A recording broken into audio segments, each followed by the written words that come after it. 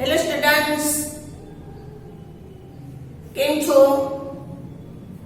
હા, મજામાં છો, બરાબર. વિદ્યાર્થી મિત્રો, આજે આપણે ધોરણ 9 માં વિષય ગુજરાતીમાં એક વ્યાકરણનો નવો ટોપિક ભણવાના છે. એનું નામ છે અંગ સાધક પ્રત્યય. આપણને વળી એવું થાય કે આ અંગ સાધક પ્રત્યય એટલે શું? તો કે અંગ સાધક જે પ્રત્યય છે તે આમ તો આપણે ઘણી વખત આપણે ભણવામાં આવી જતું હોય, પણ આપણને નામ ના ખબર હોય. તો કે કેમ? તો કે આપણે ઘણી વખત વિરોધી શબ્દ બોલતા હોય છે.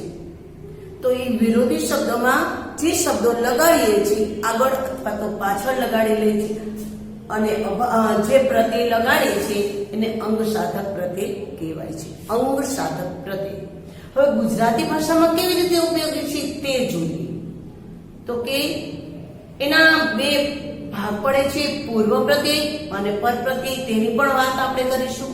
ગુજરાતી ભાષામાં અનેક શબ્દોની જરૂર પડે છે. ભાષામાં નવા શબ્દોની જરૂર પડતી હોય છે. તો આવા નવા શબ્દો કઈ રીતે તૈયાર થતા હશે? અને જો આવા નવા શબ્દો ન હોત તો કેવી રીતે આપણે વર્ણન કરી શક્યા હોત? કોઈ કાર્ય હોય તો તેનું વર્ણન કરવું આપણને મુશ્કેલ પડે, કઠિન પડે. કોઈ નામ, સંજ્ઞા, વિશેષણ, ધાતુ, અંગ પરથી અન્ય અંગ સધાતા હોય છે, એટલે કે નવા શબ્દો બનતા હોય છે. એના આધારે આ બધા મૂળ જે શબ્દો છે એના આધારે નવા શબ્દો બનતા હોય છે, સધાતા હોય છે, અંગ સધાતા હોય છે, એટલે કે બનતા હોય છે. આ માટે વિવિધ પ્રત્યયોના અંગ સાધક જે હોય છે એની જરૂર પડે છે. અંગ સાધક પ્રત્યયોની જરૂર પડે છે અને આપણે એનો ઉપયોગ પણ કરતા હોય છે. મૂળ અંગ એ જે શબ્દ છે તે છે, તેની સાથે અનેક અંગ સાધાતા, અંગ સાધક એટલે કે પ્રત્યય લગાડાતા, જોડાતા હોય છે અને નવા શબ્દો બનતા હોય છે. અને એને કારણે આપણું કામ છે એ સરળ થઈ જાય છે. અને આમ ગુજરાતી ભાષાના જે શબ્દો છે એ અર્થસભર શબ્દો બનતા હોય છે. ગુજરાતી ભાષાને અર્થસભર બનાવવા માટે આવા અંગ સાધક પ્રત્યયોની જરૂર હોય છે. એટલે આપણે સરળ રીતે રજૂ કરી શકીએ અને સરળ વાક્યો અર્થસભર બને અને તેનું વર્ણન પણ આપણે સરસ રીતે કરી શકીએ. ગુજરાતી ભાષામાં જે શબ્દો બને છે તેને અંગ સાધક શબ્દો કહેવાય છે. એટલે આવા શબ્દો મળી અને નવા શબ્દો તૈયાર થાય છે. અંગ સાધક પ્રત્યય લગાડતા જે શબ્દો બને છે તે આપણે એને અંગ સાધક પ્રત્યય કહેવાય છે. અહીંયા તેની વ્યાખ્યા જોઈએ. એક શબ્દ પરથી અન્ય શબ્દ બનાવનારા આવા એક કે બે અક્ષરના પ્રત્યયને આપણે શબ્દ બનાવનારા, નવો શબ્દ બનાવનારા અંગ સાધક પ્રત્યય કહેવાય છે. જોયું ને? શું કે એક શબ્દ પરથી એક કે બે પ્રત્યય લગાડવાથી નવો શબ્દ બની જાય છે અને એવા શબ્દોને જે શબ્દ નવો શબ્દ બની જાય છે એને આપણે અંગ સાધક પ્રત્યય કહીએ છીએ. ધ્વનિઓના સંયોજનથી કે મેળવણીથી સ્વતંત્ર રૂપ બને છે અને આ એકલા પ્રયોજાતા સ્વતંત્ર અર્થ ધરાવતા જે રૂપ ઘટકોને મુક્ત રૂપો કે અંગ કહેવામાં આવે છે. હવે આપણે કેટલી વાર એકાદ ઉદાહરણ કહું તમને કે ફળ. આપણે અહીંયા કહીએ છીએ કે ફળ, તો એને એક અક્ષર વાળો આપણે પ્રત્યય લગાડી દઈએ તો શું થઈ જશે? અફળ થઈ ગયું. એક જ અક્ષર વાળો લગાડી દીધો તો આપણે શું થઈ જાય? તો કે અફળ થઈ જાય. અને આવી રીતે નવો શબ્દ મળી જાય આપણને તરત, કે આપણને એક જે મૂળ છે, મૂળ શું છે? તો કે ફળ હતું. તો કે ફળમાં જો એક અ લગાડવાથી શું થઈ જશે? તો કે અફળ થઈ જશે. એટલે મૂળ પ્રત્યયને મૂળ શબ્દને જે પ્રત્યય લગાડે છે ત્યાર પછી એ અંગ સાધક પ્રત્યય બની જાય છે અને આપણને એક નવો શબ્દ મળે છે, નવો શબ્દ બનાવી શકાય છે. વિદ્યાર્થી મિત્રો, પ્રત્યયો છે એ મુક્ત ઘટકો નથી. તે સ્વતંત્ર રીતે એકલા વાપરી શકાતા નથી. દાખલા તરીકે મેં અહીંયા કીધું અફળ, તો ફળનો કોઈ અર્થ નીકળે પણ અનો ન નીકળે. ગેરવર્તન, તો વર્તનનો કોઈ અર્થ નીકળે, ગેરનો ન નીકળે. આવી રીતે જે પ્રત્યયો છે, આવા પ્રત્યયો સ્વતંત્ર રીતે વાપરી શકાતા નથી, એટલે કે એકલા વાપરી શકાતા નથી. એને કોઈ શબ્દની સાથે પ્રત્યય એટલે કે લગાડતા જોડાતા તે નવો શબ્દ બની શકે છે. એકલાનું તો કોઈ કામ હોતું નથી, એટલે એકલાનો કોઈ અર્થ નીકળતો નથી. તે બધ ઘટકો છે, તે સ્વતંત્ર નથી, તે બધ ઘટકો છે. બધ ઘટકો એટલે શું? કે તે સંકુલ ઘટકોનું ભાગરૂપ છે, એટલે કે તે જોડાઈને બને છે. અફળ, અરૂપ, તો શું થાય? તે જોડાઈને બને છે. જોડાઈને બને ને એટલે એને બધ ઘટકો કહેવામાં આવે છે. એટલે આવા જે પ્રકારના અંગ સાધકો પ્રત્યયો છે તે ફક્ત વિરોધી જ બનાવી શકાય એવું નથી હોતું. આવા તો આપણે એનો નવો શબ્દ પણ બની શકે છે. ફક્ત ઘણી વખત એવું થાય છે આપણને કે આપણે એવું કહે છે કે વિરોધી બનાવવામાં જ કામ આવે છે, પણ ના, એવું નથી હોતું. ઘણી વખત પૂર્વ પ્રત્યય કે પર પ્રત્યય લગાડવાથી એક નવો શબ્દ પણ આપણને જાણવામાં આવે છે. તો વિદ્યાર્થી મિત્રો, આપણે જોઈએ કે આવા જે છે એને શું થઈ શકે? તો કે જો પ્રત્યય લગાડીને તો એનો અર્થ બદલાઈ જાય છે. અર્થ કેમ બદલાય છે? પુત્ર, તો શું થઈ જાય? તો કુપુત્ર. જો અર્થ બદલાઈ ગયો. પુત્ર હતો તો કુપુત્ર, તો પુત્ર સારો નથી તેવો અર્થ થઈ ગયો, બરાબર છે? તો વ્યાકરણી મોભો પણ બદલાઈ શકે છે. તો વ્યાકરણી મોભો કેવી રીતે ગણવું? તો ગણિત. વ્યાકરણી મોભો બદલાઈ ગયો, આપણે જોઈ શકીએ. અહીંયા તો ગણવું આપ્યું હતું તો એનું ગણિત થઈ જાય છે. અને અંગનો માત્ર વિસ્તાર થઈ જાય છે. અંગ સાધક પ્રત્યયો લગાડવાથી એનો વિસ્તાર પણ થઈ શકે છે. ગામ તો ગામડું, જો ડો પ્રત્યય લાગે તો ગામડું, ગામ નાનું ગામડું, તો ગામડું એવું એક વિસ્તાર, અંગ વિસ્તાર પ્રત્યે આપણને થઈ જાય. ગામડા થઈ જાય, એવું આપણને ક પ્રત્યય લગાડવાથી પણ આવો થઈ જાય છે, બરાબર? તો હવે આપણે આગળ જોઈએ કે પ્રત્યયો છે એ બે પ્રકારના હોય છે, પૂર્વ પ્રત્યય અને પર પ્રત્યય.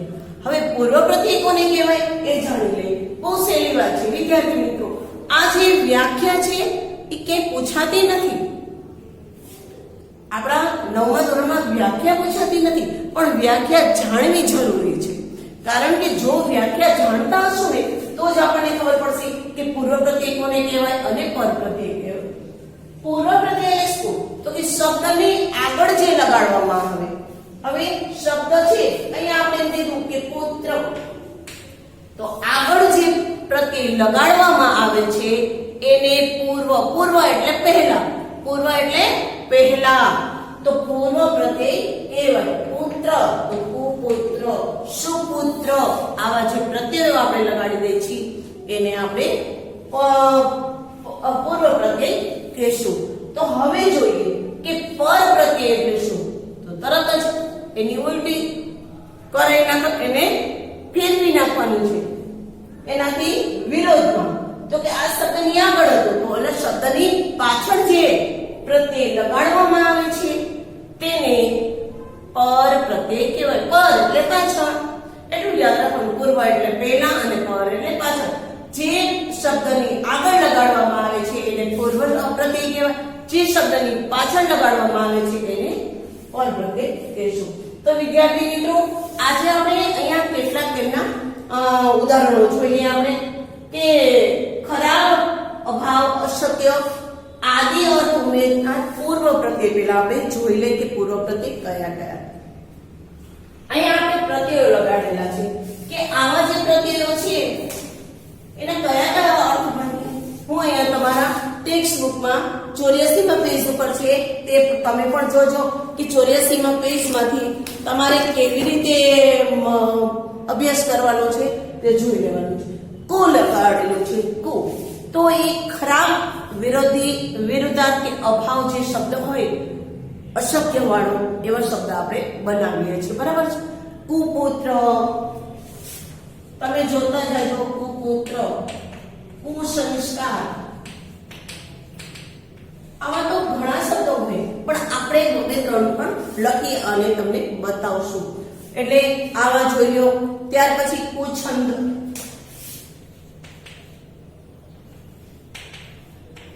હવે જો હવે અવ લગાડી અને જે પ્રત્યય લગાડી અવ આગળ એટલે પૂર્વ પ્રત્યય લગાડી અને જે આપણે બે ત્રણ શબ્દ બનાવી નાખીએ છીએ. અવકૃપા, પછી અવજ્ઞા, અવગુણ, અવકૃપા, અવજ્ઞા,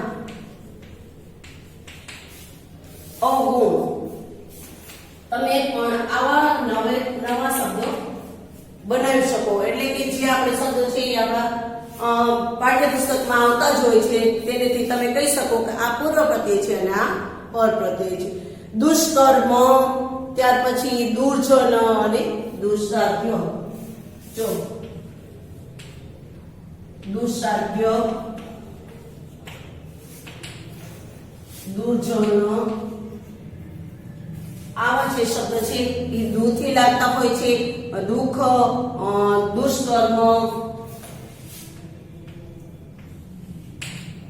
દુષ્કર્મ,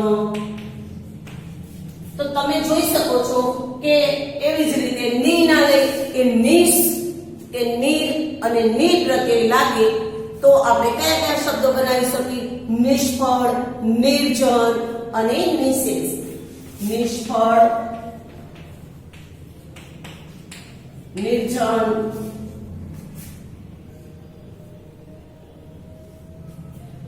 નિષ્ફળ, નિર્જન અને નિશેષ. જે આપણે આ વર્ગના નિશેષ ઘણી વખત વાત કરતા હોય છે અને આગળના લેક્ચરમાં આપણે જોયું પણ છે કે ક્યારે વિસર્ગ આવે છે અને ક્યારે નથી. આગલા લેક્ચરમાં આપણે જોઈ લીધેલા છે સંધિના, તો એ પણ આપણને ખબર પડી છે. હવે વી વાળું, તો વિકેન્દ્રિત, વિકેન્દ્રિત, વિસર્જન, સર્જન તો વિસર્જન, કેન્દ્રિત તો વિકેન્દ્રિત. આવા શબ્દ છે એ વી લગાડવાથી થાય છે. અ લગાડવાથી અના પ્રત્યયથી જે શબ્દ બને છે એ અકમ, અબુજ, અભાવ, અકમ, અભાવ, અબુજ. આમાં તો ઘણા શબ્દો હોય છે પણ આપણે ટેક્સ્ટ બુકમાંથી વાંચતા જાય ત્યારે આપણને મળી શકે છે. હવે આપણે લઈ અણ, તો અણ બનાવ, આપણે કઈ અણગમો, આ બધા લઈ શકીએ. અણગમો, અણઘડ અને અણબનાવ. તો અણ લગાડવાથી જોયું તમે, અણ લગાડવાથી આ શબ્દો બનાવે છે. હવે ક લગાડવાથી કયા કયા મળે છે તો કે કજાત, કપૂત, કજાત, કપૂત. તો આવા શબ્દો છે આપણને મળી જાય. કબૂતર, કબૂતર નામ કપૂતર, પુત્ર એટલે પુત્ર અને ક એટલે સારો ન હોય તેવો. એટલે આ બધા શબ્દો કેવા છે તો કે અભાવ, ખરાબ અભાવ વાળા અને અશક્ય બનતા હોય એવા છે. તો આવા આપણે શબ્દો જોઈ છે. હવે વણ જોઈતું, વણ જોઈતું કહીએ આપણે, વણ જોઈતું. વણ છે એ પ્રત્યય લગાડવાથી કયો શબ્દમાં જોઈતું હોય તો વણ જોઈતું, પછી વણ માંગ્યું એટલે માગ્યા, વણ માંગ્યું. આવા જે શબ્દો છે એ વણ પ્રત્યે લગાડવાથી આપણને નવો શબ્દ બની જાય છે કે વણ માંગ્યું, વણ જોઈતું, વણ બોલ્યું, વણથંભી, વણથંભી. આવા શબ્દો છે એ આપણે નવા શબ્દો બનાવી શકીએ છીએ. હવે કમ, આ જે બધા શબ્દો છે વિદ્યાર્થી મિત્રો એ કેવા છે તો કે નકાર, વિરોધાર્થી, અભાવ અને ઓછાપણાનો આપણને સૂચન કરતા એવા શબ્દો મળે છે. કમ તો કમજોર, તમે જોયું કે અહીંયા છે એ ઓછાપણાનું, કમજોર, કમનસીબ, કમ પ્રત્યે લગાડવાથી કમજોર, કમનસીબ, નસીબ તો હોય પણ આગળ કમ લગાડવાથી કમનસીબ છે. આપણે કહીએ ને ઘણી કમનસીબ અમારા, હા એવી રીતે ગેર, ગેરવર્તણૂક, ગેરકાનૂની, આવા જે શબ્દ ગેર પ્રત્યય લગાડવાથી બે અક્ષરના જે પ્રત્યય છે એ ગેરકાનૂની, ગેરફાયદો, ગેરકાનૂની, ગેરફાયદો, તો એ ગેર પ્રત્યય લગાડવાથી બને છે. પછી બદ, તો બદમાં તમે તરત તમને આવડી જશે, બદનસીબ આપણે બોલતા હોય છે, બદનામ, બદઈરાદો. બદ શબ્દ બદ પ્રત્યે લગાડવાથી બદનામ, નામ તો હોય તે બદનામ કરી દીધું, આપણે નથી કહેતા બદનામ, બદ ઈરાદો, ઈરાદો સારો હોય તો બદ અલગ ખાલી ઈરાદો કહેવાય, અને નહીતર બદ ઈરાદો પણ આપણે કહી શકીએ છીએ, બદનસીબ કહી શકીએ. એટલે આવા જે પ્રત્યયો છે વિદ્યાર્થી મિત્રો ખરેખર આપણે નવા શબ્દો બનાવી શકીએ છીએ. અને હવે જો બિન, તો બિનમાં શું થાય? બિન આવડત, બિનજરૂરી. તો બિન પ્રત્યય લગાડવાથી આપણે શું મળશે? બિનજરૂરી, બિન આવડત. જો આવડત તો હોય તો એની આગળ જો બિન પ્રત્યય લગાડી દે તો બિન આવડત થઈ જાય, અને જરૂરી હોય તો જરૂરીની આગળ જો બિન લગાડી દે તો બિનજરૂરી છે એવો અર્થ વાળો એક શબ્દ બની જાય. ફક્ત બિનનો કોઈ અર્થ થતો નથી, તમે જોયું હશે અહીંયા કો છે તો કોનો કોઈ અર્થ થતો નથી. હવે અહીંયા છે બે, બે જવાબદાર, આપણે બોલીએ છીએ બે જવાબદાર છે, જવાબદાર તો કઈ પણ અહીંયા શું કહીએ આપણે? બે જવાબદાર, બે જવાબદાર. બે ઉપરથી બે નો એક અક્ષરનો પ્રત્યય લગાડવાથી બેકાર, બેકાર. કમાતા હોય એટલે આપણે એને બેકાર કહી શકીએ છીએ. બે આબરૂ, બે આબરૂ.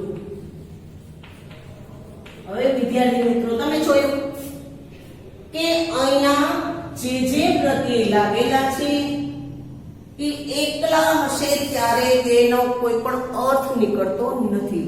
આપણે આગળ જોઈ ગયા કે તે કેવા છે તો કે બધ ઘટકો છે, એટલે કે સંકુલ સાથે રહેતા હોય છે, તે જોડાઈને રહેતા હોય તો જ એક નવો શબ્દ બની શકે છે. બાકી તમે જો વી, અ, અણ, ક, વણ, કમ કોઈ પણ એક અર્થ નીકળતો નથી. તો અહીંયા આજે આપણે એક એનો પાઠ છે, પાઠ પહેલો આજે પૂરો કરીએ છીએ, ભાગ 1. હવે નેક્સ્ટ લેક્ચરમાં આપણે એના બીજા પ્રત્યયો એટલે કે આ કયા જોયા આપણે તો કે પૂર્વ પ્રત્યયો જોયા. હવે ત્યાર પછી આપણે પર પ્રત્યયો અને ધાતુ પરથી જે ક્રિયાપદ ઉપરથી જે પ્રત્યય બનાવવાના ઈ અને અંગ વિસ્તારના પ્રત્યયો પણ જોઈશું. થેન્ક યુ વિદ્યાર્થી મિત્રો.